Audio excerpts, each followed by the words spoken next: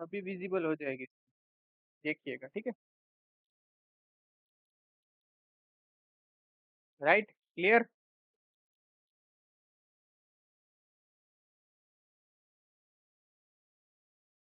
थोड़ा सा network issue था, सॉरी फॉर दैट। तो अभी देखिए, हाँ, तो शुष्काणि अपि काष्ठानि, मैं फिर से बता रहा हूँ। शुष्काणि अपि काष्ठानि स्नेह स्वेद उपन्ने नम्यति यथान्यानि की पुनर्जीवितो नरा।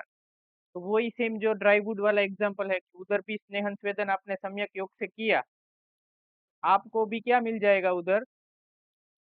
स्नेहन स्वेदन अगर आपने सम्यक योग से उधर किया तो आपको रिलीफ मिल जाएगा, वक्रता जो है सब चला गया था, उस सब से आपको रिलीफ मिल जाएगा। ठीक है, आगे बढ़ते हैं। क्लियर है ना? आगे, स्नेह क्लीन्ना धातु संस्थास्थ दोष, मतलब जो दोष है लीन दोष हो गए। स्नेहन और स्वेदन से जो लीन दोष है वो बॉडी में से उत्क्लिश होके बाहर निकल जाता है, तो एक वो भी इम्पोर्टेंट है। सुश्रुताचार्य ने जो बोला है, ये अग्निदीप्तम मार्दवम त्वक प्रसादम, अग्नि का दीपन भी करता है, मृदुता भी लाता है और त्वक में प्रसादन लाता है। स्किन जो है उधर उनको थोड़ा सा प्रसादन जैसा मिल जाता है, क्लियर हो जाती है, क्योंकि उधर प्राजकपित रहता है। अगर उधर कोई भी मल है तो उसको वो अवरोध जो कोई भी है उसको हटा देते। अभी देखो, क्लासिफिकेशन ऑफ स्नेह वेरी इंपॉर्टेंट है। स्नेह जो है वो दो प्रकार के होते हैं, है ना? द्विधम, सॉरी, स्वेद, माय बैड। स्वेद जो है वो दो प्रकार के होते हैं। वो कौन कौन सा है? साहाग्नि और नीराग्नि, स्निग्ध रूप और एकांग सर्वा, ऐसे तीन अलग क्लासिफिकेशन दो दो वाले के हैं। फिर जो आएगा वो on the basis of site, कौन कौन सी जगह पे है, कौन सी जगह पे है। तो आमाशय पे है या पक्वाशय पे, स्निग्ध पूर्वक रुक्ष स्वेद या रुक्ष पूर्वक स्निग्ध स्वेद स्वेद, ठीक है। On the route of administration, अभी रूट ऑफ द एडमिनिस्ट्रेशन के ऊपर अगर देखेंगे तो आभ्यंतर और बाह्य मिलेगा आपको, राइट। बाह्य एंड आभ्यंतर, बाह्य जो होगा वो कहाँ पे मिलेगा आपको? बाहर के लेयर में। तो हम क्या बोलेंगे बाह्य को? व्यंग वगैरह करते हैं, उसके बाद जो स्वेद करते हैं, वही। और ये जो है वो इंटरनल फर्मेंटेशन होगा। ये बहुत इंपॉर्टेंट है, पूछते हैं कि ये जो बाह्य और आभ्यंतर है ना, वो कौन से आचार्य ने दिया, राइट। तो इट इज इम्पोर्टेंट, तो ये आपको पता होना चाहिए। फिर जो है वो संसमन और स्नेहन जो है वो भी इन्होंने दिया था। संसमन स्नेह और संशोधन स्नेह जैसा था, वैसा ही ये संसमन स्वेद और संशोधन स्वेद है। आपको इधर याद क्या रखना है, आगे हम एमसीक्यू देखेंगे ना, उधर उसमें यही पूछा है डायरेक्ट कि संसमन स्वेद और संशोधन स्वेद है वो कौन से आचार्य ने बताया है। तो उधर जो आएगा वो सुश्रुत आचार्य। अभी तीन की पैर वाले जो स्वेद है वो कौन कौन से हैं? वात श्लेष्माणि वातम कफम वा स्वेद इष्यते। तो वो जो वात है या वात कफ है, या तो कफ की वजह से वो रुक्ष स्वेद है, या तो स्निग्ध है, या तो स्निग्ध और रुक्ष स्वेद है, ठीक है। तो दूसरा जो आएगा वो क्या आएगा? मृदु स्वेद, मध्यम स्वेद एंड महान, ठीक है। और जो दूसरे जो चार प्रकार के स्वेद जो होंगे ना, ये बहुत इंपॉर्टेंट है। ये जो चार प्रकार के स्वेद है ना, वो किन कौन से आचार्य ने दिए हैं? वो जो चार प्रकार के स्वेद है वो सुश्रुत आचार्य ने दिए। उनको चतुर्विध स्वेद बोलते हैं। वो स्वेद कौन कौन से है? देखिए, तद यथा ताप स्वेद, उष्ण स्वेद, उपना स्वेद, द्रव स्वेद। कौन कौन से है? ताप स्वेद, उष्ण स्वेद, उपना स्वेद, द्रव स्वेद। बहुत इंपॉर्टेंट है ये। एमसीक्यू ये डायरेक्ट आ गया है, अब ये मैं पहले क्यों करा रहा हूँ, फिर ये करने के बाद आप एमसीक्यू करो तो आपको कॉन्फिडेंस है कि ये जो चतुर्विध स्वेद है वो कौन से आचार्य ने बताया है, तो सुश्रुत आचार्य और वाग्भट जी ने। क्लियर? ये नोट डाउन कर लीजिए। फिर देखो, भारित संहिता में खाली नंबर याद रखने हैं आपको। 7 टाइप के स्वेद बताए हैं। काश्यप संहिता में 8 टाइप के। ओके, तो स्वेद जो है वो सुश्रुताचार्य और वाग्भटजीत ने कितने बताए? 4। सातकिन्हों ने बताए, हारिज जी ने, और काश्यप जी ने 8 बताए। चरक आचार्य के अकॉर्डिंग 3 टाइप के भी है, 2 टाइप के भी है, और अगर वैसे देखने जाओ तो 10 टाइप के भी है और 13 टाइप के भी है। क्लियर इधर तक? कोई डाउट? आवाज वगैरह सब क्लियर? आपको भी इधर तक क्लियर? ये एमसीक्यू सारे आएंगे तब मैं पूछूंगा, आंसर चाहिए आज। जिनका कल पेपर है तो आंसर भी चाहिए मेरे को।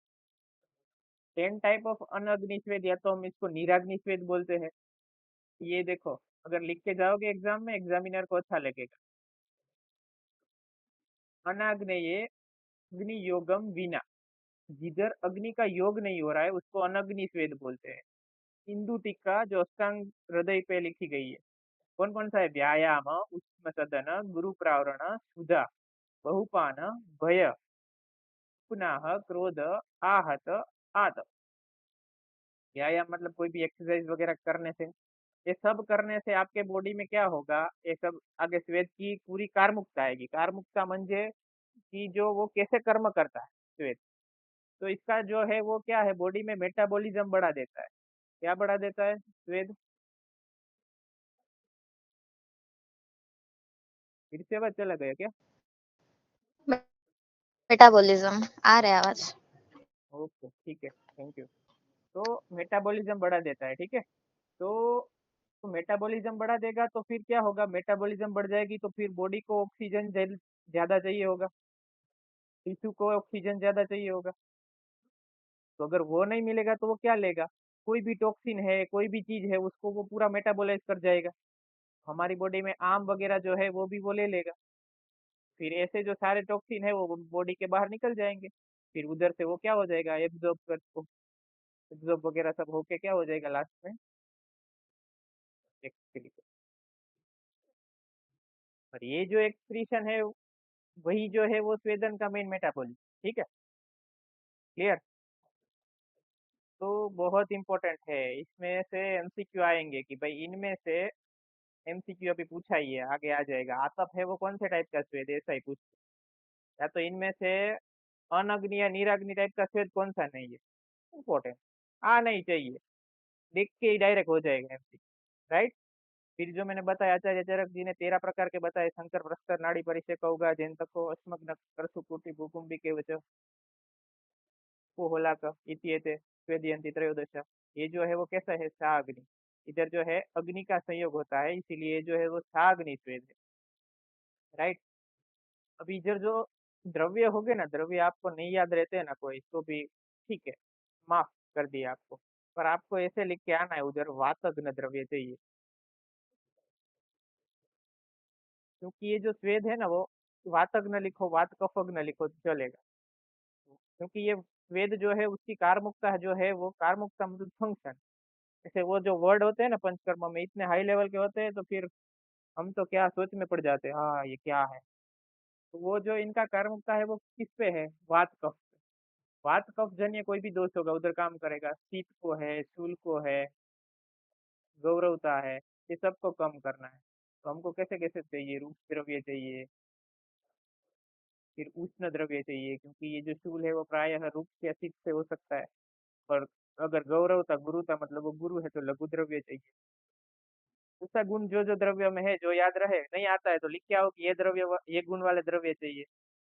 कुछ नहीं थे तो कुछ सही। ऐसे द्रव्य कौन कौन से होते हैं? अगर देखो वात कफज रोग होगा तो अब वरुण जो है वो वात कफ को हर करता है, आपको पता है। फिर जो ऑलरेडी बृहद पंचमूल जो आपको पता है, बृहद पंचमूल लघु पंचमूल वो लिख सकते हो। फिर आप ये भी लिख सकते हो, सुरसादि गण है, वो भी बेस्ट है वात और कफ को हर। फिर पित्तानुबंध कोई भी होगा तो पित्त में आपको याद रखना है, कोई भी स्नेह होगा, तिक्त शीत द्रव्य हो गए, वो पित्त को समन करते हैं, पर इधर उतना शीत नहीं होना चाहिए, वरना क्योंकि इधर स्तंभता होगी तो फिर प्रॉब्लम आ जाएगा। ओके, अभी इंपॉर्टेंट है गुण। स्वेदन द्रव्य के गुण कौन से होंगे? उष्ण, तीक्ष्ण, सर, स्निग्ध, रुक्ष, सूक्ष्म, द्रव, स्थिरम, द्रव्यम, गुरु च यत प्राय तद्वि स्वेदनम उच्यते। कैसे कैसे होने चाहिए? तो देखो ये सब द्रव्य, ये सब गुण है ना वो पित्त को बढ़ाने वाले। इसीलिए अगर स्वेदन का कहीं पे भी अति योग आ गया ना, कुछ नहीं आता है, पित्त को बढ़ा देगा, टॉप पे स्पोर्ट कर देगा। ऐसा सब आप अपनी तरफ से लिख सकते हो, वो प्रैक्टिकली राइट ही है। स्वेदोपक द्रव्य इंपॉर्टेंट है, ऐसे क्यों में खाली पूछ देगा कि स्वेदोपक द्रव्य है वो क्या क्या काम करते हैं, उसकी कार्मुकता क्या है, तो उसमें विषय में पिग्रु है, एरंड है, श्वेत पुनर्नवा है, रक्त पुनर्नवा, दो तो पुनर्नवा हो गई, पिग्रु एरंड हो गया, और दूसरा क्या है, अर्क है, यव कोल कुलथ। यव कोल कुलथ, ये तीनों ऐसे द्रव्य है ना, कहीं पे भी परतंत्र वात प्रकोप, मतलब कहीं पे भी आवरण जैसा हो रहा है। इधर प्रायः देखो स्वेद में कभी कभी अवबाहु वगैरह हमने देखा, जो वायु की जो वो थी, वायु की जो व्याधि थी, अनात्मज व्याधि जो थी, उसमें कभी कभी अगर जो दूसरे दोष जुड़ जाते हैं, तो उधर आपको क्या मिलेगा, स्तब्धता मिलेगा। आपको कभी अंशांश कल्पना से पता करना है क्लिनिकली कि भाई ये जो है वो वात से है या तो कब से है।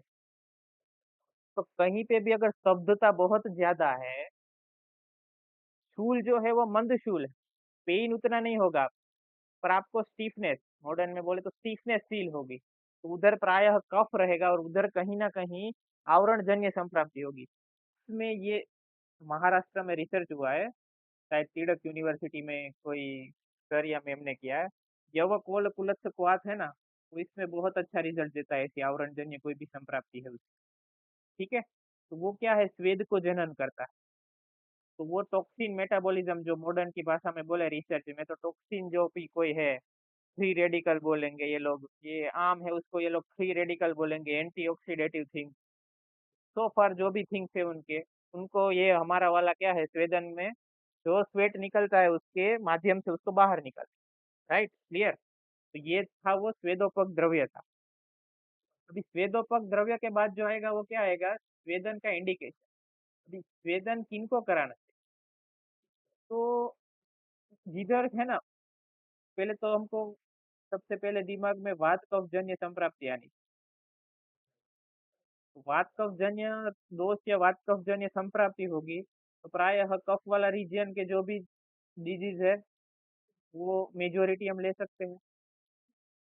ये बुक में से ही सारे डिजीज आए ऐसा कभी नहीं मानने।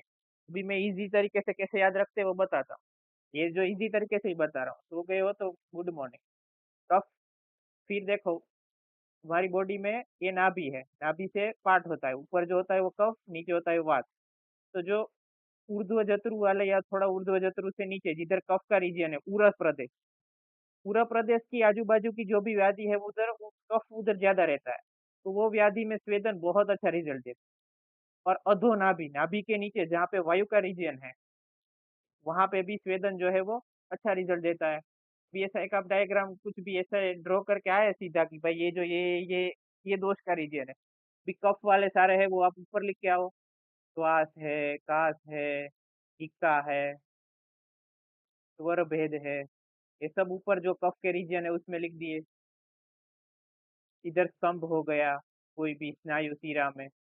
फिर जो जनरलाइज हो रहा है वो क्या है, वो राउंड करके पूरा एक राउंड करके ऊपर ऐसे लिख दीजिए, जनरलाइज क्या हो जाएगा आपको, अंग मर्द रहेगा, गौरवता रहेगा, उल्लास रहेगा। तो ये जो पूरा राउंड मतलब वो जनरलाइज। भी देखो नीचे जो वात वाला कोई भी होगा, तो उधर क्या क्या हो सकता है आपको, या तो जो ये जो वात है वो पक्वाशय वाला रीजन है, तो वो उधर आपको आना, हाँ आदुमान, मूत्र क्रुच हो जाएगा, बारी बारी मूत्र प्रवृत्ति में प्रॉब्लम आएगा, तो उधर आप क्या है, उधर भी स्वेद करोगे आप, क्योंकि वो मार्ग आवरण से कुछ हुआ है। तो ये जो वात वाल है वो इधर आपने डाल दिए, ऊपर पूरा सर्कल करके जनरलाइज कर दिया, और ये जो था वो कफ का लिख दिया। प्रेजेंटेशन पेपर का बोलो जो भी हो, अच्छा लगेगा, वो मार्क्स ज्यादा मिलेगा, ट्राई करना, फिर बताना क्या होता है। अस्वेद्य, भी स्वेदन देना किसको नहीं है भाई, देना यही आना चाहिए। मैं तो बोलता हूँ जिनको आयुर्वेद प्रैक्टिस करना है ना, इंडिकेशन ना है ठीक है, कोई नहीं चलेगा, हम किसी को रेफर कर देंगे। पर हमसे, हमारे पास कोई आए और उसका पत्ता कट जाए ना, ऐसा ना हो ना, तो अच्छी बात है, वरना हमारा भी पत्ता कट सकता है। तो अस्वेदीय जो है ना, कॉन्ट्राइंडिकेशन, सारी व्याधि के कॉन्ट्राइंडिकेशन याद कर को ऐसे मुंह पे ही होने चाहिए, कोई भी हो कुछ भी हो। अपने मुंह पे ही होने चाहिए। तो ये क्या क्या है, न स्वेदी अति स्थूल को नहीं देंगे, क्योंकि उसमें ऑलरेडी मेद वगैरह सब धातु बिगड़े हुए ही है, अग्नि भी ऑलरेडी बिगड़ी हुई है। दूसरा ये लोग क्या बोलते हैं, अति स्थूल प्रमेय वगैरह में पेरिफेरल न्यूरोपैथी होती है। न्यूरोपैथी मतलब उधर जो है कोई भी टाइप का सेंसेशन नहीं होता है। कोई भी टाइप का सेंसेशन अगर नहीं होता है तो आप उधर स्वेदन दे रहे हो तो फिर उसका स्किन भी बंद हो जाएगा तो भी उसको अंदर कुछ फर्क नहीं पड़ेगा, ऐसा ये लोग बोलते हैं। गर्भिणी में तो ऐसी सारी क्रियाएं नहीं है। रक्त पित्त में क्या है, पित्त दोष की वजह से है। अतिसार में भी वही जो पित्तज अतिसार टाइप होगा उसमें नहीं देंगे। फिर कहीं पे भी बहुत ज्यादा रुक्षता होगा तो फिर इधर से रुक्षता भी, क्योंकि वो जो द्रव है सारा द्रव भाग का शोषण हो जाता है, एक्स्ट्रा आगे आएगा, एक्स्ट्रा सेल्यूलर फ्लूइड जो है ये सारा वो ड्रेन कर देता है। कहीं पे भी द्रव गुण सारा निकल जाए तो फिर रुक्षता होगी ना। कहीं पे भी बर्न हो गया है तो वो भी पित्त का लक्षण है तो वो भी नहीं देंगे। कोई भी टाइप का गुद गुद रिलेटेड कोई भी प्रॉब्लम है ना, उधर भी प्राय हम मेजोरिटी नहीं देंगे, देना है तो इनडायरेक्टली ये अवगाह स्वेदन देते हैं। वहाँ कहीं पे भी वात का इन्वॉल्वमेंट हो और वो जो अर्श वगैरह जो स्टीफ हो गए या अपान वायु बिगड़ गया तो देते हैं। तो ये तीन चार याद रख लेना, ये क्या है इनके कॉन्ट्रा इंडिकेशन। अभी जो चतुर्विध स्नेह जो है सुश्रुताचार्य ने, उसके स्पेशल इंडिकेशन है, ये इंपॉर्टेंट है। अगर इसका श्लोक आ जाए तो बहुत अच्छी बात है, कभी कभी 5 मार्क्स में स्पेशल पूछ लेते हैं। फिर हम तो कुछ ना कुछ ये लिख के आ जाएंगे पर ऐसा होता नहीं है। जो जो स्पेशल, हालांकि ये पूरा सब्जेक्ट स्पेशल है, उसमें प्राय जो जो स्पेशल है ना उसमें आप श्लोक कीजिए। अभी एग्जाम इंटरनल चली जाए उससे कुछ फर्क नहीं पड़ेगा, पर यूनिवर्सिटी में अच्छे से मार्क्स लेने हैं तो वो जो है, देखो ताप है तो वो स्पेशली कफ के लिए ही देना है। तो इधर अभी आप कोई भी रोग लिख के आ जाओगे, हाँ वात कफ है, तो वो पहले वात देख के ही रॉन्ग पार्ट कर देगा। ओके। तो ताप स्वेद जो है वो कफज व्याधि में देते हैं। उसके भी प्रायः दो प्रकार है, स्निग्ध है और रुक्ष है। तो ये जो पिंड स्वेद है ना वो भी हम प्रायः, उसका जो क्लासिफिकेशन है ना वही टाइप का क्लासिफिकेशन इधर भी आपको मिलेगा। षष्टिशाली पिंड स्वेद जो है वो रुक्ष में नहीं आएगा, वो किस में आएगा, जिधर रुक्ष का है उधर हम देंगे। क्यों? क्योंकि वो स्निग्ध है। फिर जो मांसपिंड स्वेद है, वो मांसपिंड स्वेद जो कोई भी न्यूरोपैथी, न्यूरोपैथी तो नहीं बोलेंगे पर कहीं पे भी मसल का इन्वॉल्वमेंट होता है उधर ये मांसपिंड स्वेद देते हैं, बहुत इंपॉर्टेंट है। ठीक है। फिर रुक्स में क्या आएगा, वालु का स्वेद ले सकते हैं हम। फिर रुक्स में और क्या क्या ले सकते हैं, चूर्ण पिंड स्वेद ले सकते हैं। फिर आम कंडीशन कहीं पे भी है, जैसे कि मैंने बताया आम बात जो, आम बात में जो वालुका स्वेद जो लेते हैं ना वो एक काइंड ऑफ रूप स्वेदन है। ओके। अभी देखो दूसरा कौन सा आया, तत्र तापोष्मा स्वेदो विशेषतः श्लेष्मग्नो उपनाह, दूसरा उपनाह आया। उपनाह स्वेदो वातग्न, उपनाह जो है वो कैसा है, वातग्न है। तो ये जो वात व्याधि जहाँ कहीं पे भी स्थूल होगा, संकोच होगा और स्तंभ होगा। वायु संकोच भी करता है, संकोच की वजह से मार्ग अवरोध होता है। अगर वायु अपना खुद का मार्ग अवरोध कर रहा है तो वो संकोच से कर सकता है। ओके। फिर देखो आगे देखो, अन्य तरह तस्मिन अपि संसृष्टे द्रव स्वेदमिति, कि अगर द्रव स्वेद है, आगे एमसीक्यू सेम आया यही कि द्रव्य द्रव स्वेद है तो कौन सा आप रोग होगा, पित्त अनुबंध वात रोग होगा। और उष्मा स्वेद में आप क्या क्या ले सकते हो, वात कफजन्य सारी व्याधि, विषवाती है, खली है, गुरुद्रसी है वगैरह सारी व्याधि। अभी इनके इंडिकेशन तो आ गए, अभी इनके कॉन्ट्रा इंडिकेशन आने चाहिए। एक बार फिर से कंफर्म कर दो, ऑडियो वीडियो क्लियर है, आज इधर नेटवर्क थोड़ा खराब है ऊपर से ही। ये all ओके clear. ठीक है, थैंक यू। चलो, चतुर्विध स्वेद का कॉन्ट्रा इंडिकेशन। ताप स्वेद, उष्मा स्वेद का क्या कॉन्ट्रा इंडिकेशन है। ताप स्वेद और उष्मा स्वेद जो होते हैं वो प्रायः उसमें उष्ण तीक्ष्ण गुण रहता है। ऊपर जो सेम दिया था वो सेम ही हमको देखना। पित्त प्रकृति होगी जिनकी, पित्तज विकार होगा, या तो पित्त प्रकोपक ऋतु होगी, उसमें हम प्रायः टालेंगे, नहीं देंगे। कोई भी ब्लीडिंग डिसऑर्डर यानी कि रक्त पित्त जैसा डिजीज होगा, कोई भी मर्मगत व्याधि जिनको होगी, कि जिनको जो है वो रक्तस्राव तिर्यक गति से हो रहा है। ऐसी सारी कंडीशन में हम क्या करेंगे, प्रायः कुछ स्वेदन वगैरह नहीं देंगे। द्रव स्वेद कहाँ पे देंगे, जहाँ पे पित्त का एग्रेवेशन है, स्किन डिजीज में जहाँ पे बर्निंग है, विदाह जैसा है, विसर्प वगैरह। साथ में कहीं पे भी मूर्छा वगैरह है, मतलब इन शॉर्ट जो प्रीत में आता है ना, तृष्णा, मूर्छा, परिदाह, ओश, जोश, दाह, राग, पाकित, ये सारे कंडीशन आपको दिखाई दे तो आपके दिमाग में एक ऑप्शन क्या रहना चाहिए कि द्रव स्वेद है, उधर हम जाएंगे।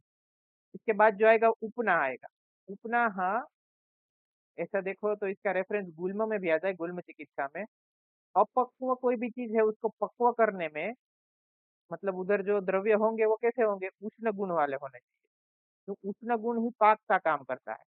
अगर अपक्व गुल्म में से आपको पक्व गुल्म करना है, जैसे आम होते हैं, अपक्व आम में से हमको पक्व करना है, तो जो उसको हम वो क्या बोलते हैं, ओनियन के ढांचे में या कोई भी ढांचे में रखते हैं, या तो ओनियन आगे, ओनियन आदि जो क्या बोलते हैं, प्याज वगैरह के साथ रखते हैं ना, तो वो जो प्याज है ना, मॉडर्न वाले बोलते हैं उसमें सल्फर वगैरह सब है।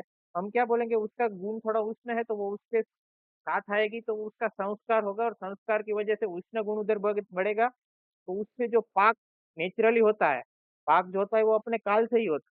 पर अगर हम उसको उसको जल्दी करना है, तो हमने उसको उष्ण गुण दिया है। तो अगर आपने ऐसी पकाई हुई मैंगो खाई, फिर आप जाएंगे एलोपैथी वाले के पास, actually sir we are suffering from acne, बारी बारी एक्ने हो रही है, होगी ना, वो दाह से पकी हुई है, अपने काल से पकी नहीं हुई है। या तो आपने पकाई नहीं, जिधर से आपने लिए उसने ऐसी पकाई, तो आप तो देखने गए नहीं थे। तो ये सब निदान भी देखना है आपके पास जो पेशेंट आए उससे। आगे देखते हैं चतुर्विध स्नेह की मेथड क्या क्या है। सबसे पहले ताप स्नेह, ताप मतलब हीट, ताप means heating, direct application of heat to the body, body को डायरेक्ट हीट का एप्लीकेशन दे दे। कैसे कैसे दे सकते हो, आप हाथ से दे सकते हैं, कोई भी आयरन चीज से दे सकते हैं, कोई भी मड पोट यानी कि जो मटका वगैरह सब है, उसका कपाल, मतलब उसकी जो मिट्टी होती है उससे दे सकते हो, कांस्य ब्रोंज जो मेटल है, वस्त्र, और वालुका। ठीक है, ये ताप स्वेद हुआ। ऊष्मा स्वेद में बाष्प देते हैं, आप क्या देते हैं, स्टीम प्रायः। तो ये कैसे देंगे आप, कि एक आपको पीस ऑफ पोट ले लेना है, एक घड़ा जैसा ले लेना है, एक स्टोन ले लेना है, आयरन बोलस और ब्रिक, मतलब ईंट बोलते हैं ना, स्टिका, तो वो जो उसकी स्टिक है वो ले लेनी है, उसको रेड हॉट कर देना है, मतलब क्या बोलेंगे, लोह तप्त कर देना है। जैसे लोह तप्त कैसे होता है, वैसे वो रेड हॉट कर देना है। फिर उसको वाटर या तो कांजी में छिड़कना है, फिर जो क्लॉथ है उसको कवर करके फिर जो वो द्रव्य है उससे स्वेदन कर सकते हैं। और ऐसी मेथड आप चरक जी में कहाँ पे मिलेगी, तो शंकर, प्रस्तर, नाड़ी, अश्मग्न, कुंभी और भूस्वेद, जो आचार्य चरक ने बताया है, सेम ऐसी मेथड होती है। अभी इसके आगे जो आएगा वो बाष्प स्वेद आएगा। बाष्प स्वेद जो है ना, वो आजकल बहुत फेमस हो गया है। ये क्या करता है, जो हमने स्वेद का फंक्शन देखा वही, शीत स्थूल स्तंभ वगैरह को कम करता है। वास्तु स्वेद का जो मेंशन है वो क्लासिक्स में नहीं आया है। एक पूरा ऐसा आपने देखा होगा ना, मतलब पूरा बेड जैसा होता है, ऐसा कर देते हैं, फिर पेशेंट को इधर सुला देते हैं पूरा कि भाई सो जाओ। तो ये जो है वो वास्तु है, ठीक है। उसका यंत्र, उसको वास्तु यंत्र बोलते हैं। Specific type of wooden box को बनाते हैं, 6 फीट का होना चाहिए, ये 6 फीट का, ये 2.5 फीट का ब्रेथ होना चाहिए, हाइट भी होना चाहिए 2 फीट का, ये ये हाइट है 2 फीट का होना चाहिए, ये पूरा 6 फीट का होना चाहिए। और एक, फिर इधर से आप ये जो नली वगैरह जो नाड़ी है, इधर से आपको वो पहुंचाना है, वो डाल देंगे उधर से, पूरा क्या है, स्वेद का फ्यूम से स्टीम है वो आती रहेगी। ये सब आपको निर्वात स्थान में बहुत इंपॉर्टेंट है, वात आ गया तो फिर पेन बिल बढ़ जाएगा। दो तीन चीजें इधर ये मेथड में दिया है, इंपॉर्टेंट है कि जो टेम्परेचर है वो आपको सीजन के अकॉर्डिंग देखना है, कैसा है पेशेंट के अकॉर्डिंग देखना है। पेशेंट को पोजीशन है वो चेंज करने के लिए बोलना है। अगर पेशेंट को चक्कर आ जाए वैसा कुछ है, तो ये जो प्रोसेस है वो इमीडिएटली आपको स्टॉप कर देना है। पेशेंट को पसीना आए, मतलब स्वेदन आपका शुरू हो गया है, गुड, कंटिन्यू कीजिए थोड़ी देर के लिए। फिर वो स्वेदन ठीक से हो गया तो उसको पोंछने के लिए कपड़ा दे दीजिए। पेशेंट को निर्वात स्थान में थोड़ी देर रहने के लिए बताइए। फिर जो एक आध घंटा हो जाएगा फिर उसको बोलिए कि जो वो है पानी से नहाए, वो भी गर्म पानी से। अगर ठंडा पानी से नहा लिया तो फिर बैंड बज जाएगी, वायु नहीं त्रिदोष बिगड़ जाएंगे।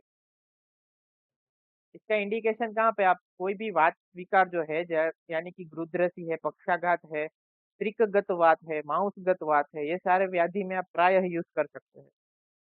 उपना है, उपना शब्द स्वयं बंधनम इति उपना हो, मतलब कोई भी चीज का, कोई भी आप द्रव्य है उनका आप क्या कर रहे हो, बंधन कर रहे हो, बंधन कर्म, बैंडेजिंग कर रहे हो, उसको उपना बोलेंगे, उपना हो बंधनम। इधर कौन कौन से वॉर्म पेस्ट, मैंने बोला उष्ण होना चाहिए क्योंकि हमको फाक करना है, उष्ण नहीं है तो उपना नहीं है, वो समझो।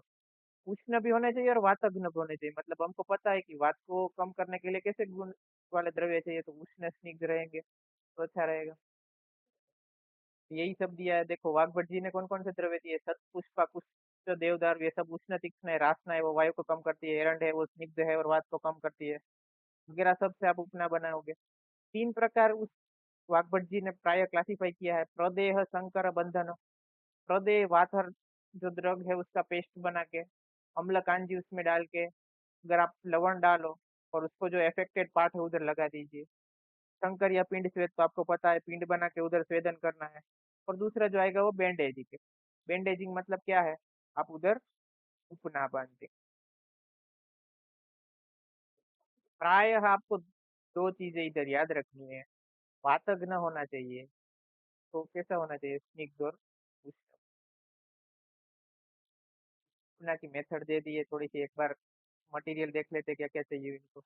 फाइन पाउडर ड्रग का चाहिए, कोई भी ड्रग आप ले लो, नागर आदि मतलब वही उष्ण तीक्ष्ण स्फोटम चुकादी, साउथ कोटकल फार्मेसी। हिरण पत्र चाहिए, कोई भी अम्ल द्रव्य चाहिए। फिर ऑयल और अभ्यंग करने के लिए जो ऑयल है वो दोनों चाहिए। और एक क्लोथ चाहिए 15 बाई 2, और एक अटेंडेंट चाहिए। ये बुक का है ना, बहुत अच्छी बात सर ने क्या की है, ये सब क्यूआर कोड दिए है। ये क्यूआर कोड जो है ना, वो उधर जाओगे ना तो ये सारी प्रोसीजर आप देख पाओ। बुक ऑलरेडी ग्रुप पे है, ठीक है, देख लेना आप सब लोग। इसके बाद जो आएगा वो द्रव स्वेद आएगा। द्रव स्वेद में क्या है कि हॉट लिक्विड जो है वो द्रव्य यूज करेंगे। कौन कौन से, या तो कोई भी कषाय हो सकता है, कोई भी पयस हो सकता है, तैल हो। द्रव स्वेदस्तु द्विविधम परिषेको अवगाह। द्रव स्वेद जो है वो दो प्रकार के हैं, एक परिषेक है और अवगाह है।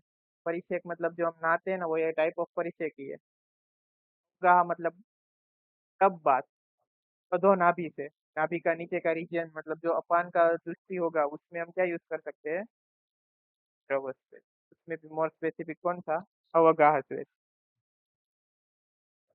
भी सम्यक योग अति योग स्वेद के, शीत स्थूल व्युपर में स्तंभ गौरव निग्रहे संजायते मार्दवम स्वेदा नाम। ये श्लोक है ना जो स्वेदा नाम वाला, ये श्लोक आप सबको आना ही चाहिए। क्या है, फिर से मैं बोलता हूँ, शीत स्थूल व्युपर में स्तंभ गौरव निग्रहे संजायते मार्दव स्वेदे स्वेदा नाम अविरतम। उससे क्या होगा, अगर आप स्वेदन कर रहे हो तो जो आपकी बॉडी में शीतता है, शूल है, स्तंभ है, ये सब से आपको रिलीफ मिलेगा। साथ में आपको बॉडी के जो स्रोत है वो पूरा मृदु था। अगर उधर वात बढ़ गया, ये सपोज आपका स्रोत है ऐसे, कोई भी स्रोत है समझ लीजिए, इधर से वायु जा रहा है जा रहा है जा रहा है, वायु का उधर रुक्ष गुण बढ़ गया है, तो ये जो स्रोत है ना, वो बहुत कठिन हो जाएगा, हार्ड हो जाएगा, ऐसे हार्ड हो जाएगा ना कि भाई बात छोड़। जैसे बर्फ कैसे हार्ड हो जाता है, हार्ड हो जाता है, पानी में से बर्फ कैसे हार्ड हो जाता है, जैसे ये स्रोत इतना हार्ड हो जाएगा। देखो दोनों में डिफरेंस है, कफ से भी होगा पर वो इतना हार्ड नहीं होगा, वायु रूप से भी हार्ड हो जाएगा और वो जो है वो मार्ग अवरोध भी करेगा। वो स्रोतों से वो थोड़े से थोड़े ऐसे हार्ड हो जाएंगे, नजदीक नजदीक आ जाएंगे, कॉन्स्ट्रिक्शन थोड़ा थोड़ा अंदर दिखेगा। इसीलिए जो स्वेद है वो क्या करेगा, हार्डनेस जाने देगा, क्योंकि वो जो है वो शीत और गुण जो है, क्या बोलते हैं, ओपोजिट, परस्पर विरोधी है। आगे देखते हैं अस्वेद्य क्या क्या है। तो ये जो है वो अस्वेदन का जो है वो सुश्रुत चिकित्सा। देखो वेद में कहीं पे भी आपको रेफरेंस डालना है ना, ये चीटिंग है मेरी तरफ से, लेके जाओ अभी काम आएगा। कोई भी डेफिनेशन अपने आप को आपसे बनानी है ना, तो उसका रेफरेंस क्या होना चाहिए, शब्द कल्पद्रुम और वाचस्पत्य। रेफरेंस सारी जगह पे लिखना है, डेफिनेशन आपकी कोई पढ़ने वाला नहीं। शब्द कल्पद्रुम और वाचस्पत्यम डेफिनेशन कुछ भी लिख के आओ। स्वेद्यते इति स्वेदन, ठीक है, लिख दो पीछे शब्द कल्पद्रुम। शब्द कल्पद्रुम इंपॉर्टेंट है, वाचस्पत्यम इंपॉर्टेंट है। अगर मैं अपना बोलूँ तो मेरे को कुछ नहीं आता है तो मैं तो ऐसे करता हूँ। दूसरा क्या है कि अगर जो भी कॉमन रेफरेंस होते हैं, प्रायः देखो ऐसी चीज में मत करना कि अस्वेद है वो चरकाचार्य जी ने बताया ही नहीं है। फिर आप उधर चरक का लिख के आओगे तो फिर वो तो फिर इधर आके मेरे को भी गाली दोगे, उधर आपको एग्जामिनर गाली देगे, आप बोलोगे ये इसने बोला। ऐसा नहीं। पर जो कॉमन चीजें है उसमें देखो इधर कॉमन रेफरेंस क्या मिलते हैं, सुश्रुत चिकित्सा स्थान 32 एंड चरक सूत्र स्थान 14। चरक सूत्र स्थान 15 वमन वगैरह में मिलता है वो जो है वो। तो ये जो दोनों रेफरेंस के बीच में ही घूमना है आपको, बहुत ज्यादा नहीं जाना है। कुछ नहीं आता है तो इधर सुश्रुताचार्य जी ने बताया, आप आगे डलहन लिख दो। या कोई भी आचार्य हिंदू टीका है, ट्राई करो। फिर आप देखो ये किसको है जिसको कुछ संस्कृत में लिखना है। आपको लिखना है सब इंग्लिश में, उधर आप डलहन लिख के आओगे तो फिर वो जो एग्जामिनर है वो तो फिर गुस्सा हो गई ना, आप पूरा लिख रहे हो इंग्लिश में फिर उधर दलहन का रेफरेंस दिखा रहे हो। तो उससे कुछ मतलब नहीं है। आपको अगर संस्कृत में कुछ लिखना है तो ऐसे रेफरेंस आप लिख सकते हो, ठीक है। ये अगर आपको कुछ ना आए तभी ऐसा है, अगर आता है तो फिर क्या जरूरत है, तो फिर कीप एड, ठीक है। आगे तीसवेद जो होता है तो ये जो है वो चरकाचार्य ने बताया है। इधर फिर ये जो पित्त प्रकोपो वाला श्लोक, जो फेमस श्लोक होते हैं उसमें ऐसा नहीं करने का। फेमस श्लोक को सबका पता होता है। पित्त प्रकोपो मूर्छा च शरीर सदनम, ये मूर्छा है ना वो वर्ड इंपॉर्टेंट है, एमसीक्यू में आएगा। दाह स्वरांग दौर्बल्यम अतिस्विनस्य लक्षण। अतिस्विन जो अतिस्वेद लक्षण में क्या हो रहा है, मैंने आगे भी बताया था, वो ये जो सारे द्रव्य है वो पित्त को बढ़ाने वाले हैं। पित्त का प्रकोप हो रहा है, मूर्छा हो रहा है, पूरे शरीर में स्वेदन जैसी प्रतीति हो रही है। मतलब सदन, सॉरी स्वेदन नहीं, सदन मतलब ये टाइप ऑफ क्या है आपको, अंग साध हो रहा है। ये भी इम्पोर्टेंट है। देखो स्फुट उत्पत्ति जो है ना, ये आचार्य स्फुट या मंडल, ये आचार्य किसने बताया है, मतलब शुरू में बताया। ये भी एमसीक्यू है। अभी पेपर देखेंगे ना, पूरा चीटिंग ही करवा दिया है उसमें, आपको आना चाहिए। अभी ये जो अतिस्वेद है उसकी आप चिकित्सा कैसे करोगे। तो कश्यासिति अध्याय में जो ग्रीष्म ऋतुचर्या बताई है, वो ऋतुचर्या के अनुसार करना है। पित्त को कम करने वाले द्रव्य मधुर पित्त शीत द्रव्य यूज करने हैं आपको इधर। तो उसके एग्जांपल देखो, चंदन है, शतद्रुत है, वासा यूज कर सकते हो। रक्त पित्तनाशक जो भी चिकित्सा बताई है, ग्रीष्म ऋतु वाली चिकित्सा बताई है, ये सब आप यूज कर सकते हो। भी साग्नि स्वेद में क्या क्या प्रिकॉशन आपको लेने हैं, तो आपको क्या है, पहले रोग ऋतु देश काल के बारे में बहुत जानना है। ये सब नहीं जानोगे तो फिर बैंड बच जाएगी। तो ये सब भी दिया है सब। फिर आगे क्या क्या आएगा कि कौन कौन से स्वेदन क्या क्या करने हैं, वो क्या करना है कि एक मिनट। हम्म,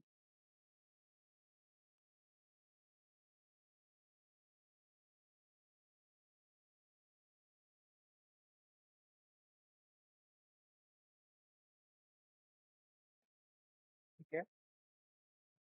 तो ये जो है ना 6 पॉइंट जो लिखा है वो बहुत इंपॉर्टेंट है कि मृदु स्वेद कहाँ पे करना है, इस पे भी एमसीक्यू बनता है। मृदु स्वेद जो है वो हार्ट रीजन, मतलब हमारा हृदय है, हमारे वृष्ण रीजन जो भी है बॉडी में, और दृष्टि जो है उधर जो करना है वो कैसा स्वेदन करना है, मृदु स्वेदन करना है। मध्यम स्वेदन कहाँ पे करना है, वंक्षण रीजन, जो इंच को बोलते हैं। और हमारा जो लोअर एब्डोमिन है उधर मध्यम स्वेदन करना है, वेरी इंपॉर्टेंट है, वृष्ण और हृदय में कैसा करना है, मृदु मध्यम में कंफ्यूज हो जाएंगे। फिर स्वेदन कर्म में कौन कौन से प्रिंसिपल यूज करके आप अलग अलग डिजीज में यूज करेंगे। तो संधिगत वात है तो उधर आप वात हर और ब्रूमण द्रव्य यूज करेंगे। उधर स्वेदन जो है वो क्या करेगा, वात जो बड़ा है उसको कम करेगा। वात रक्त में क्या करेगा देखो, वात रक्त में कौन कौन से सिद्धांत आप यूज करोगे, देखो ये इधर थोड़ा सा कंट्रोवर्शियल हो जाएगा ना, नहीं हो जाएगा। क्या सोच सकते हो वात रक्त में, बताओ, आपके विचार बताओ।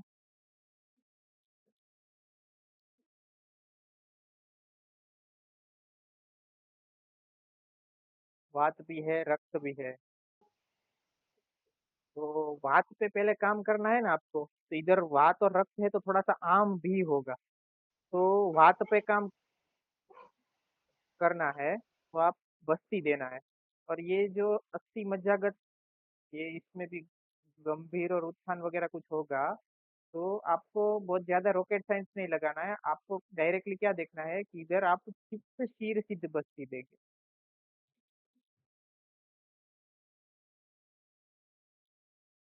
ये स्नेह युक्त हो गई, वो उधर अच्छा काम आएगा। स्वेदन में क्या देना है, काय सेक देंगे इधर आप। पक्षाघात में भी सेम वही है, स्नेह स्वेदन युक्त। कैसा विरेचन देना है पक्षाघात में,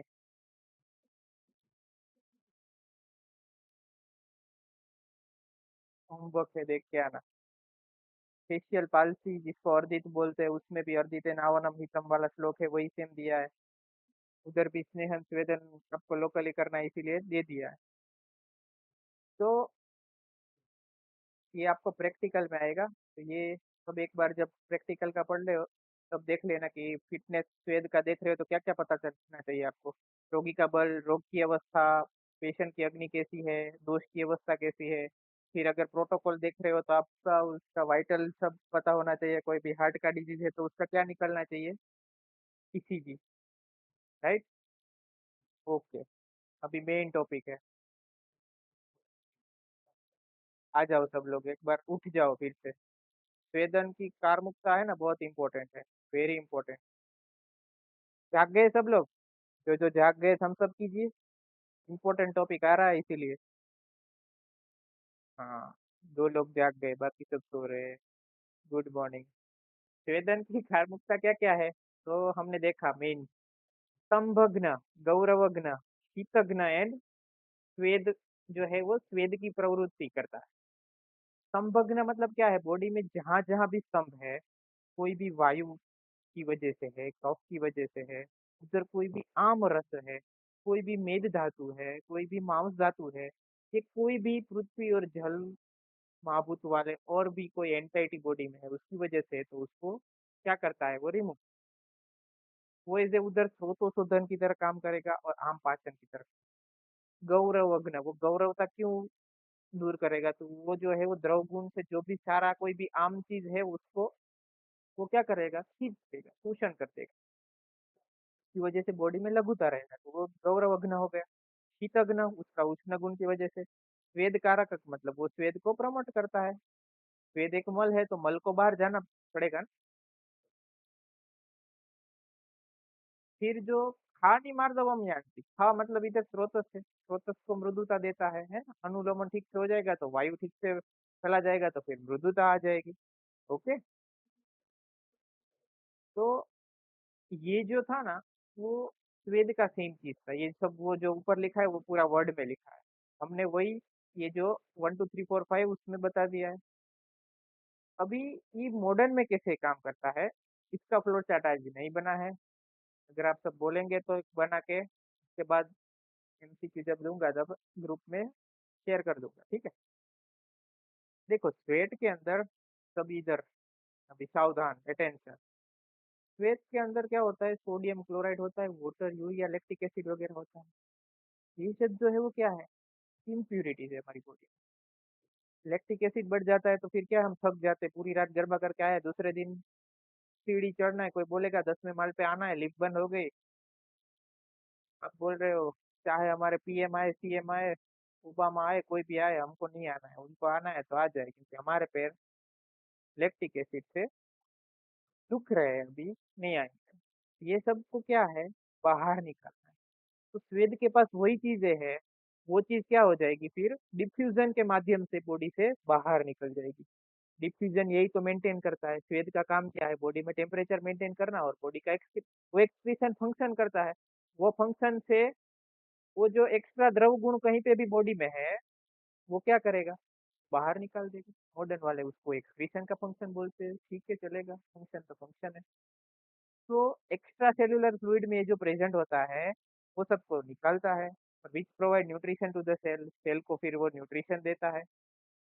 अगर एक्सेसिव स्वेटिंग हो गया बॉडी में, तो जो एक्स्ट्रा सेल्यूलर जो भी कोई चीज है वो कम हो जाएगी, फिर इंट्रा सेल्यूलर और एक्स्ट्रा सेल्यूलर में जो बैलेंस है वो बैलेंस पूरा बिगड़ जाएगा। फिर उसकी वजह से आपको बॉडी में वीकनेस हो जाएगा, फिर कभी कभी चक्कर आ जाते हैं वगैरह सब हो जाता है ना, हीट वेव हो जाती है। गर्मी में क्यों सबको चक्कर आ जाते हैं बहुत ज्यादा स्वेटिंग की वजह से, यही है बॉडी में सारा फ्लूइड इम्बेलेंस हो जाना। अगर सोडियम पोटेशियम 19-20 हो जाए तो फिर हम खुद 19-20 हो जाएंगे, पता ही नहीं चलेगा, है ना। ड्यू टू इट्स लॉस, अगर उसका लॉस हो रहा है बॉडी में, आपको एक्सोशन होगा, थक जाएंगे आप जल्दी, वीकनेस आएगी बॉडी में। देखो वो कौन से गुण पे उधर काम कर रहा है, it x bye quality like उष्ण तीक्ष्ण गुण उसके पास है। उष्ण तीक्ष्ण गुण मतलब हमारी बॉडी में ऐसे गुण या ऐसी कोई भी क्वालिटी है, तो वो मॉडर्न के अकॉर्डिंग क्या करती है, बॉडी में मेटाबॉलिज्म बढ़ाती है। जैसे थायराइड में क्या होता है, मेटाबॉलिज्म बढ़ जाती है, हम बोलते हैं ना ये तो कैसा इंसान है, कितनी बार खाता है, खाता रहता है, खाता रहता है, खाता रहता है। तो उसकी जो मेटाबॉलिज्म है वो नेचुरली बढ़ गई है कोई भी कारण से। अभी देखो, मेटाबॉलिज्म बढ़ गई है तो फिर वो क्या करेगा, तो वो जो है कैपिलरी को डायलेट करेगा। कैपिलरी डायलेट, डायलेट मतलब क्या है, कैपिलरी देखो सबसे पहले ऐसी थी, इतनी थी, ये आम सी थी, विस्वेदन हो गया तो इतनी हो गई। तो अभी इतनी में फ्लो है और इतनी में फ्लो है, तो इधर फ्लो बहुत ज्यादा हो जाएगा ना, सरफेस एरिया बढ़ रहा है, डायलेट हो गई। तो वो जो है वो किसको, कैपिलरी को डायलेट कर रहा है, तो इसकी वजह से सर्कुलेशन इंक्रीज हो रहा है। सर्कुलेशन इंक्रीज हो रहा है, बहुत अच्छी बात है। मतलब इन शॉर्ट देखो, सर्कुलेशन इंक्रीज हो रहा है, कोई भी चीज सर्कुलेट हो रहा है, सर्कुलेट मतलब वहन या ट्रांसपोर्ट। और हमारी बॉडी में ट्रांसपोर्ट का काम किसका है, वायु का। इधर कहीं पे भी हम इधर क्यों स्वेदन यूज कर रहे थे, कोई भी अवरोध था तो ये अवरोध इसने क्या किया, कैपिलरी को डायलेट करके अवरोध ही हटा दिया। पता चल रहा है, हम सब कैपिलरी को इन्होंने क्या किया, डायलेट कर दिया, तो उसकी वजह से जो है वो अवरोध निकल गया। तो अभी देखो अवरोध निकल गया है, तो अभी कौन से मैकेनिज्म से वो निकल रहा है, तो it is by vasodilating the capillary. And दूसरा उसका वो फंक्शनल व्यू से आप देखो तो क्या हो जाएगा, उधर सर्कुलेशन बढ़ गया, सर्कुलेशन की वजह से क्या हो गया, सर्कुलेशन मतलब वो फ्लो बढ़ गया, फ्लो फ्लो में ही सब हम लोग बोल देते हैं ना, तो ये भी फ्लो फ्लो में वेस्ट बाहर निकाल देगा। फ्लो फ्लो में वेस्ट बाहर निकाल दिया, फ्लो फ्लो में हमारा काम हो गया, फ्लो फ्लो में ही हम एग्जाम में पास हो गए। तो फ्लो फ्लो में इतना ही याद रखना है, ठीक है, इन शॉर्ट। पर अगर ये फ्लो फ्लो बहुत ज्यादा बढ़ जाएगा, तो फिर आईसीयू में दाखिल हो जाना पड़ेगा, क्योंकि वाटर बैलेंस है वो पूरा बिगड़ जाएगा। ओके, इतना याद रखना है आप।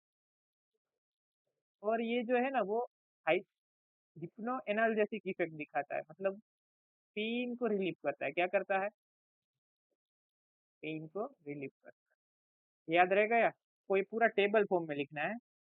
थोड़ा मेरे पास उतना टाइम नहीं था, तो वो जो है ये मेरे को अभी याद आया इसका कारमुक्ता। तो आप जो मैंने ये हाईलाइट कर दिया है, 2 मिनट ऐसे रखता हूँ, स्क्रीनशॉट खींचना है तो कोई एक खींच के ग्रुप में रख देना है, तो रख दीजिए, ठीक है। और बाकी के किसी को डाउट है, समझ में आया ये, कारमुक्ता इंपॉर्टेंट है। मेटाबॉलिज्म बढ़ता है, मेटाबॉलिज्म बढ़ने से क्या होता है, जो वासो कंस्ट्रिक्शन था वो वासो डायलेट हो रहा है, वासो डायलेट हो रहा है तो सर्कुलेशन बढ़ेगा, सर्कुलेशन बढ़ेगा तो जो है वो फ्लो फ्लो में क्या कर देगा, वेस्ट चीज है उसको एलिमिनेट कर देगा। आगे बढ़ते हैं। अभी देखो इंक्रीज मेटाबॉलिज्म, यही देखो वही सब समझा रहे हैं, दूसरी बारी हम खाली एक सुपरफिशियली जो हेडिंग है मेन देख लेते हैं, अंदर हमको जो मैंने समझाया ना आपको वही लिखना है। ये जो नेगेटिव फीडबैक है वो आपको याद रहे तो लिखना है, मैंने बहुत सिंपल भाषा में समझाया, ये इन्होंने थोड़ा हार्ड वर्ड का यूज किया कि भाई जो मेटाबॉलिज्म इंक्रीज होता है तो फिर आपके हार्मोन जो है, के पीछे कुत्ता भाग रहा है, आप जा रहे हो उसके पीछे कुत्ता भागा, भी आप रुकोगे, क्या करोगे, भागोगे ही ना, क्योंकि आपको जानता नहीं है वो फिर, और वो जो है वो काटता भी है, सब लोग बोल रहे हैं भाई ये काटेगा, भाग। भागोगे तो आपके एड्रिनल ग्लैंड को भी उधर क्या मिलेगा, सिग्नल मिलेगा। वो क्या रिलीज करेगा, एपिनेफ्रिन, नॉरएपिनेफ्रिन। तो और मेटाबॉलिज्म बढ़ा देगा कि भाई हाँ नहीं भाई अभी तो भागना है। ये ऐसा एटम मेटाबॉलिज्म बढ़ाएगा बढ़ाएगा, फिर ऑक्सीजन वैसे ही डिमांड बढ़ जाएगा। तो फिर उसकी वजह से जो क्या रहेगा कि जो वेस्ट और आउटपुट है वो भी क्या है, मेटाबोलाइट होके बॉडी के बाहर निकल जाएगा फ्लो फ्लो में। दूसरा इसका काम क्या है देखो, इंडक्शन ऑफ स्वेटिंग। तो वो जो स्वेटिंग हो रहा है वो क्या कर रहा है, स्वेट ग्लैंड का वो स्टिमुलेशन है। वो कब होता है, वो हमारी बॉडी में टेम्परेचर मेंटेन करने के लिए होता है। टेम्परेचर हमको बॉडी में मेंटेन रखना है, ठीक है। अगर टेम्परेचर ठीक से नहीं होगा तो हाइपोथर्मिया हो जाएगा, और हाइपोथर्मिया की वजह से बहुत सारे विकार हो सकते हैं। ट्रेमर वगैरह भी आ सकता है। और ये कोमार मृत्यु में बहुत इंपॉर्टेंट है, हाइपोथर्मिया के ऊपर आंसर भी आता है। तो यही सब दिया है उसमें, ठीक है। तो इधर जो मैकेनिज्म कोई भी पूछे ना, तो आपको पहले क्या लिखना है, थर्मोरेगुलेशन। वो एक फिजियोलॉजिकल एस्पेक्ट है। दूसरा आप लिखोगे, क्या लिखोगे, कि वो सारे ग्लैंड पे काम करता है, एंडोक्राइन ग्लैंड पे। नीचे आएगा, मैं दिख ये चीजें आप थोड़े से पॉइंट मॉडर्न के लिखो। कि वो जो है पेरिफेरल, आजू बाजू का जो सर्कुलेशन है वो टिश्यू को वार्म कर देता है। उसकी वजह से वहां कहीं पे भी लीन दोष वगैरह होगा तो फिर वो टिश्यू क्या है, उसको धक्का मार के लीन दोष को बाहर निकाल देगा। उसकी वजह से स्वेटिंग होगा, स्वेटिंग से टेम्परेचर भी मेंटेन होगा, और स्वेटिंग के साथ टेम्परेचर मेंटेन तो हो रहा है, पर वो जो दोष है वो स्वेट के साथ ही चले जा रहे हैं। अभी देखो पूरा क्लिनिकल व्यू मेरे को है ना, बहुत मैं सब लोगों को पूछता रहता हूँ कि भाई आपको रिव्यू दो, क्या है कैसा है। तो उसमें मेरे को एक रिव्यू ऐसा भी मिला है, एक दो नहीं बहुत ज्यादा मिला है, कि आप थोड़ा सा क्लिनिकल भी बताओ। तो अभी सेम क्लिनिकल का मतलब क्या होता है कि भाई ये ही नहीं, अभी ऐसा ही हो रहा है, मतलब नॉर्मली हमको पसीना आ रहा है, ठीक है, कोई भी एक्टिविटी करे हमको पसीना आ रहा है, और हम क्या कर रहे हैं, पसीने को नहीं आने दे रहे। जिम में क्या हो रहा है, जिम में एसी है। एसी जो है आपके पसीने को क्या होना है, बाहर निकलना है। ये आपके हेयर सेल्स है और है, उधर से जो पसीना है वो बाहर निकलना चाहता है। पर एसी जो है वो शीत गुण है, ये उष्ण गुण जो है वो बॉडी से बाहर निकलना चाहता है, मतलब उधर अंदर शीतता मिले। ये शीत गुण है वो क्या है, शीत गुण इधर बाहर बढ़ रहा है, तो बॉडी में भी उष्ण की डिमांड बढ़ेगी, तो ये पसीना बाहर नहीं निकलेगा, अंदर चला जाएगा। पर ये खाली पसीना नहीं है, पसीना के साथ में आपके आम वगैरह दोष भी है, मॉडर्न में बोलो तो NaCl, लैक्टिक एसिड वगैरह। अभी इधर हो गई ना गड़बड़, है ना, पता चला। वो जो स्वेट है वो अपना मार्ग पूरा अंदर, फिर से अंदर आ जाएगा, बॉडी में बाहर ही नहीं निकलेगा। और फिर जो ज्वर वगैरह सब डिजीज जो आपके आयुर्वेद में बताए स्वेदाबाद में, वो सब होंगे। मॉडर्न के अकॉर्डिंग सारे ऑटो इम्यून डिसऑर्डर, सोरियासिस वगैरह सब है, और भी स्किन के डिजीज है वो इसकी वजह से हो जाएंगे। उसमें सब लिखा है कि शीत उष्ण का व्यत्यास कर रहे हो आप, खाना पीना, या तो फिर ऐसे ही डायरेक्ट जिम से आ रहे हो, या तो जिम में ही एसी चल रहा है, आप एक्सरसाइज कर रहे हो एसी चल रहा है, पंखा चल रहा है। तो उसका रेलेवेंस यही है। पता चला, इधर तक क्लियर है, कोई डाउट है। इसका देखो मोड ऑफ एक्शन, देखो इधर मेरे को करने की जरूरत ही नहीं, देखो इधर दिख ही रहा है। कोई भी एक्सटर्नल हीट आ रहा है तो थर्मो रिसेप्टर सेल, मतलब हमारी बॉडी में स्किन वगैरह जो है उधर क्या है, स्पर्श गुण है। स्पर्श गुण क्या है, वो स्पर्श करेगा उधर। स्पर्श जो उधर स्किन के आजू बाजू में करेगा वो डायरेक्ट हाइपोथैलेमस, जो जिधर टेम्परेचर रेगुलेट होता है उधर बोल देगा कि भाई अगर ज्यादा है कि नहीं है। फिर उधर से वासोडाइलेशन हो जाएगा, फिर ब्लड फ्लो अच्छा हो जाएगा। फिर उधर से टिश्यू मेटाबॉलिज्म हो जाएगा, तो फिर एक्सक्रीशन हमने जो बोला वो दोष बाहर निकल जाएंगे। उधर से स्तब्धता निकल जाएगी, उसकी वजह से वात और कफ कम हो जाएगा, और वात कफ जो इधर था वो कम हो जाएगा, तो त्रिदोष बैलेंस हो जाएगा। त्रिदोष ठीक है, तो हम व्याधि तो नहीं है, व्याधि भी चला जाएगा। सेम यही है। दूसरा इसका मैकेनिज्म क्या है, स्वेट निकलेगा। स्वेट जो है वो क्लेथ को धारण करता था, अगर क्लेथ ज्यादा बढ़ गया तो स्वेट भी बात ज्यादा निकलेगा। तो फिर उधर से वो निकल रहा है, सही बात है, तो फिर हीट भी लॉस उतना ज्यादा होगा, अच्छी बात है। बॉडी का टेम्परेचर भी जितना ज्यादा था वो कम हो जाएगा। इसीलिए देखो ज्वर में टेम्परेचर बढ़ रहा है, स्वेद नहीं निकल रहा था। स्वेद का मेन फंक्शन क्या है, उधर आप 100 पैरासीटामोल ले लो ना तो भी आपका कुछ ठीक नहीं होने वाला है, वो आपका लीवर डैमेज करेगा। दूसरा ये सब प्रैक्टिकल में है, खाली एक बार देख लेना। शक्तिशाली पिंड स्वेद है, इसको नवरा फिजिक्स बोलते हैं। सीजिंग चील वगैरह सब आगे आएगा, थलम, सब साउथ के वर्ड है कोई इधर South Indian, anyone, raise hand कोई है तो। स्पेशली केरला पीपल नहीं है। तो हम पूछते हैं तो ट्रांसलेट मतलब प्रोनाउंस करो। मटेरियल खाली एक बार देख लेना है कि या तो आपको सस्टिक खाली पेंट ले सकते हो या तो आप मार्क्स पेंट ले सकते हो। बला मूल ले सकते हो, वाटर है, गाय का दूध लेना है, कॉटन क्लॉथ लेना है और थ्रेड लेना है। बाकी सब वेसल वेसल आप ले सकते हो। ऑयल जो आपको थलग वगैरह करना है उसके लिए ऑयल चाहिए ले। रासना आदि चूर्ण चाहिए। और आप अभ्यंग भी करोगे उधर तो थोड़ा सा 100 ml आसपास वो भी चाहिए। ये कोकोनट लीव या तो एरंड पत्र वगैरह सब लेते हैं। साथ में 4 मेश्योर अटेंडेंट वगैरह भी चाहिए। ये सारी पूरी प्रिपरेशन दी है, इसमें कुछ है नहीं। ये देखो, एक क्लॉथ लेना है, उसमें देखो राइस पुडिंग है, उसका बोलस बना दिया। बोलस ये दिख रहा है पोटली जैसा। उसको एक पैन में रख देना है, उधर उसमें मिल्क डाल देना है। फिर जो है वो वातग्न कोई भी डिकॉक्शन है तो उसमें ऐड कर देना, मिल्क प्लस डिकॉक्शन। अभी जो ये राइस को है वो हीट कर देना है। दी एप्लीकेशन ऑफ राइस बोले अभी वो पर्सन है उसको ऐसे स्वेदन करना है जैसे पिंड कर रहे थे वैसे। रॉकेट साइंस नहीं है। ओके, सेम बाकी सब मोड ऑफ एक्शन सब वही है। तो बारी बारी कुछ ज्यादा रिपीट नहीं करेंगे हम। अभी आगे सिलेबस के अकॉर्डिंग क्या है वो देख लेते हैं एक बार। ये सब प्रैक्टिकल में है। पूर्ण पिंड श्वेत जिसको बॉडी की सिक्सटी बोलते हैं।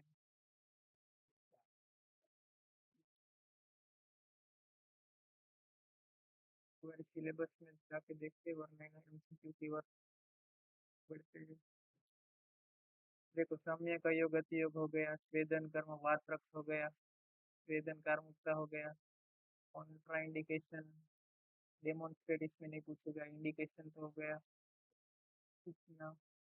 डेमोन्स्ट्रेट जो जो लिखा है ना वो सब प्रैक्टिकल के पॉइंट है। एक बारी गो थ्रू कर लेते हैं 1 मिनट में क्या है, क्या क्या दिया है ऊपर। देखो, ये डिस्क्रिप्शन लोकल बस्ती जो कटी बस्ती वगैरह सब है उसकी डिस्क्रिप्शन है। पूर्व बस्ती वगैरह। आप एक काम करना, अभी हम इसमें डिटेल में नहीं जा रहे हैं। आप इधर जो सारे वीडियो है ना, क्योंकि मैं इधर बोलूंगा तो भी आपको उतना ज्यादा समझ में नहीं आएगा। ये वीडियो देखेंगे ना तो ये आपको पता चलेगा, ठीक है? राइट। तो आप इसका वीडियो जो है वो एक बारी देख लेना, ठीक है? तो आपको पता चल जाएगा। राइट। ओके।